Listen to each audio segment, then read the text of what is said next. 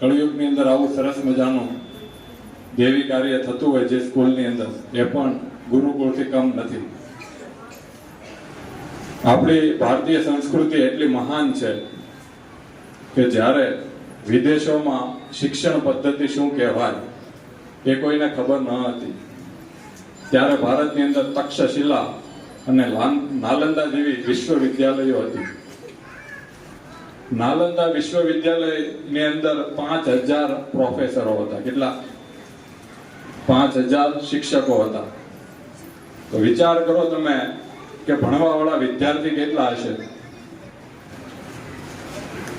આપણી સંસ્કૃતિ છે, પણ એને નષ્ટ કરવા માટે અંગ્રેજોએ પૂરેપૂરા પ્રયાસો કરેલા છે. ગૌતમ બુદ્ધના સમયની અંદર નાલંદા વિશ્વવિદ્યાલયને જ્યારે આગ લગાવવામાં આવી ને, ત્યારે આગ કેટલા સમય સુધી ચાલી ખબર છે કોઈને? 3 મહિના સુધી એ આગ ચાલી. તમે ગૂગલ ઉપર સર્ચ કરી શકો છો. 3 મહિના સુધી આગ લાગી. વિચાર કરો તમે સ્કૂલ કેવી હશે.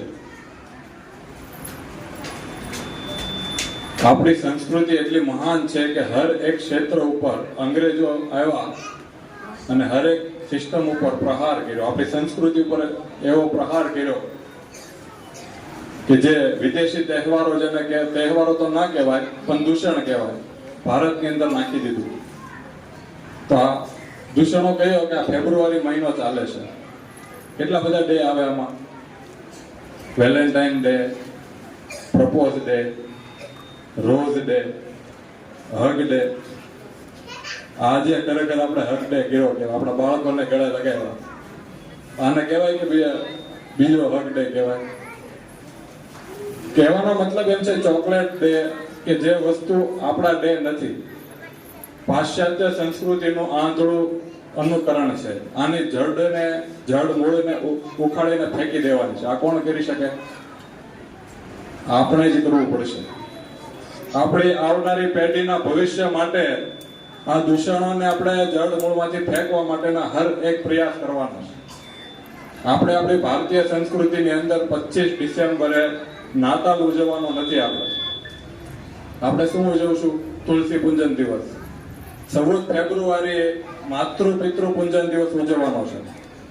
આજે જે આપણે કાર્યક્રમ કર્યો ને, એ 14 ફેબ્રુઆરીએ ઉજવવાનો છે, માતા પિતાના પૂજન દિવસ નિમિત્તે.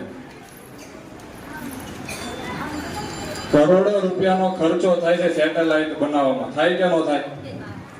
અને એનો ઉપયોગ ક્યાં થાય ખબર? સૂર્યગ્રહણ ક્યારે થાય છે અને ચંદ્રગ્રહણ ક્યારે થાય છે, કયા વિસ્તારમાં કયા સમયે થાય ને, એ જોવા માટે કરોડો રૂપિયાનો સેટેલાઇટમાં ખર્ચો કરવામાં આવે છે. જ્યારે આપણું હિન્દુ પંચાંગ, સંતો મહાપુરુષોનું કેવું દિવ્ય વિજ્ઞાન હશે. વિચાર કરો તમે, 20 રૂપિયાનું કેલેન્ડર બતાવી દે છે કે ક્યારે ચંદ્રગ્રહણ હોય છે અને ક્યારે સૂર્યગ્રહણ હોય. વિચાર કરો તમે. આ દેશના સાધુ સંતો વૈજ્ઞાનિક હતા, પણ કોઈ એને વર્લ્ડ રેકોર્ડની અંદર, ગિનિસ બુકની અંદર રેકોર્ડ નથી કરાવ્યો. કેમ કે માનની ઈચ્છા ક્યારેય નહોતી સાધુ સંતોને, અને અપમાનનો ક્યારેય ભય નથી રહ્યું. કેમ કે એની આત્મામાં, એની પરમાનંદની અંદર મસ્ત હોય. એટલે વિદેશથી જે લોકોના નામો આવે છે ને, એ બધાના નામો ખાલી કહેવા પૂરતા છે. બાકી નવગ્રહો, આ બધી વસ્તુ આપણા શાસ્ત્રમાં લખેલી છે. વૈજ્ઞાનિકોએ જે સંશોધન કર્યું ને, એ દરેક વસ્તુ લખેલી છે. વિમાન બનાવવાની ટેકનિક 300 પ્રકારની લખેલી હતી નાલંદા વિશ્વવિદ્યાલયની અંદર. અને એની અંદરથી નાસાના વૈજ્ઞાનિક લોકો વિમાન બનાવે છે, અને એની અંદરથી હજી 175 જેટલા વિમાન બનાવી ચૂક્યા છે. 300 પ્રકારના માંથી 175. વિચાર કરો તમે. ખબર નથી પડતી કે આ કઈ રીતે વિમાન બનાવો. વિચાર કરો, એ લેંગ્વેજમાં લખેલું છે. કહેવાનો મતલબ એ છે, આ આપણી સંસ્કૃતિ છે. કેવા કેવા મહાપુરુષો થઈ ગયા. ભગવાન બુદ્ધ, મહાવીર સ્વામી, સ્વામી લીલાશાહ બાપુ, સ્વામી વિવેકાનંદ. સંતો મહાપુરુષોની ભૂમિ છે આ. કેવા વીર યોદ્ધાઓ થઈ ગયા. માથું કપાઈ ગયું, ધડ લેડું. વિચાર કરો તમે. આપણે એની સંતાન છીએ અને આપણે આવા ડે ઉજવીએ ને એ ખરેખર આપણે શર્મની વાત કહેવાય.